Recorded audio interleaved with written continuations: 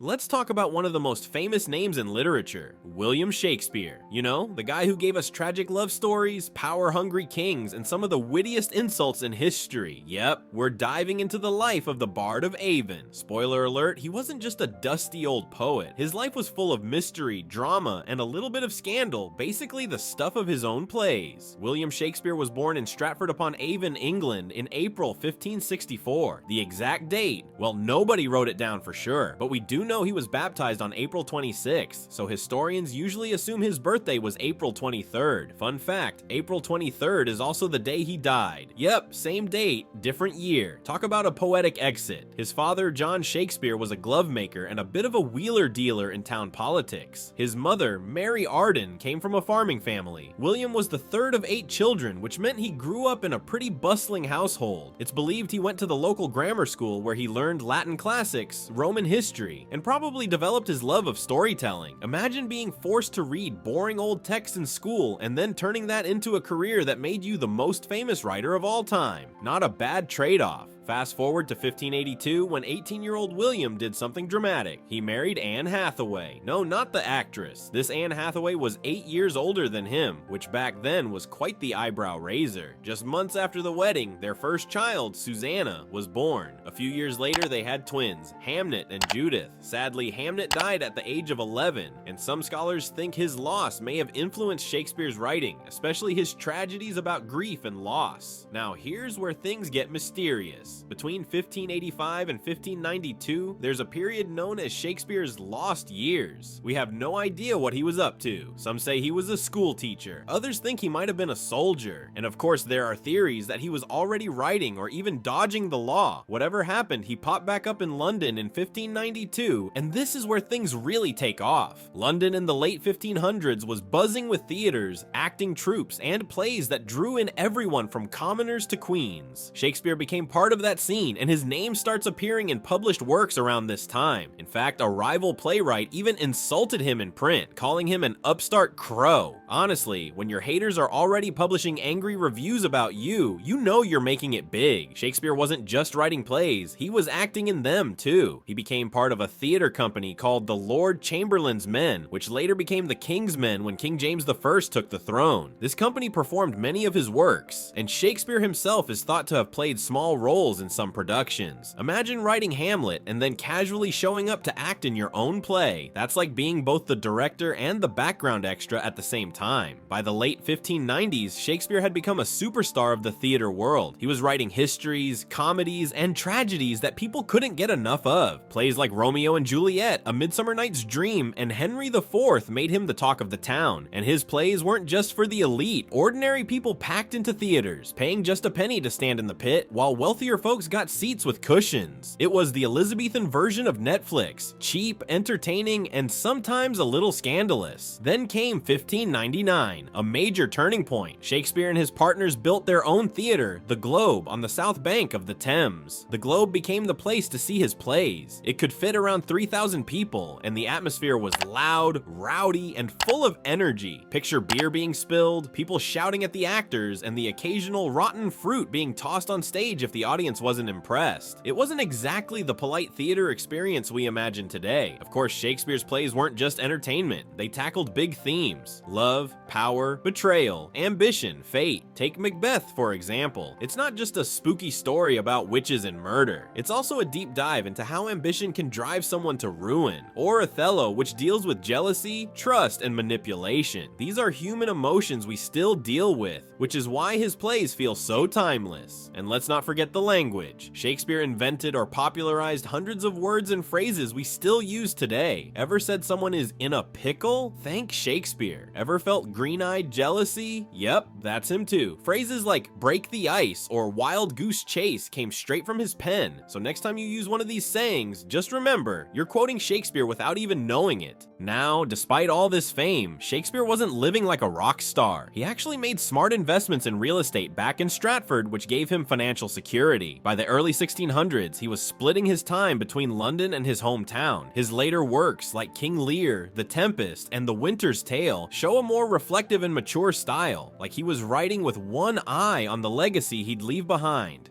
In 1613, disaster struck. The Globe Theatre caught fire during a performance of Henry VIII when a stage cannon misfired. The whole place went up in flames. Don't worry, they rebuilt it a year later, but by then Shakespeare was winding down his career. He retired to Stratford, living in a big house called New Place, which was one of the largest homes in town. On April 23rd, 1616, at the age of 52, Shakespeare died. The cause? We don't really know. Some say he caught a fever, others suggest illness from overwork, but fittingly, he passed away on the date we now celebrate as both his birthday and World Book Day. He was buried in Holy Trinity Church in Stratford, and his tombstone has a rather creepy warning carved into it. Good friend, for Jesus' sake forbear to dig the dust enclosed here. Blessed be the man that spares these stones, and cursed be he that moves my bones. Basically, don't even think about grave robbing. Shakespeare left behind 39 plays, 154 sonnets, and a handful of other poems. His works have been translated into every major language and performed more than any other playwrights in history. From high school English classes to blockbuster films, his influence is everywhere. And while some scholars still argue about whether he really wrote all the works credited to him, the fact remains, his words have shaped literature, theater, and even everyday conversation for over 400 years. So what can we take away from Shakespeare's life? He was a man who came from modest beginnings, who faced loss and uncertainty, but who used his imagination and words to capture the essence of what it means to be human. Love, power, jealousy, ambition, joy, despair. He wrote about it all, and somehow it still resonates today. Not bad for the son of a glove maker from a small English town. And that's the life of William Shakespeare, poet, playwright, actor, and the guy who basically gave us half the phrases we casually throw around today. If you enjoyed this little trip through history, don't forget, remember to subscribe to our channel, The Fact Lab, for more fascinating dives into the lives of the people who shaped our world.